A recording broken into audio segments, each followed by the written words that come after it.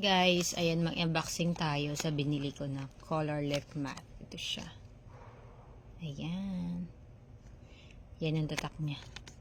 So, parang made in Korea ata siguro to. Hindi ko lang sure. Pero, nataypan ko lang siya. Saka, ano siya yung ganda talaga. As in, yung tinry ko na yung kayo sa Watson. So, ang ganda. Pero guys, yung price niya, ang ganda din. So, this is 420 NTD. Ayan, guys, ito yung kulay niya. Grabe, ang ganda nito, as in. So, bili ako. Ayan, made in Korea pala siya, guys. Ang ganda pala nito, uy. Sobrang ganda. As in, try nyo na, guys. 420 NTD isang peraso. Ganito kaliit. So, nasa mga 800 something to. Ayan, ang ganda talaga niya. As in, promise. Try nyo na to sa Watson. Sobrang ganda.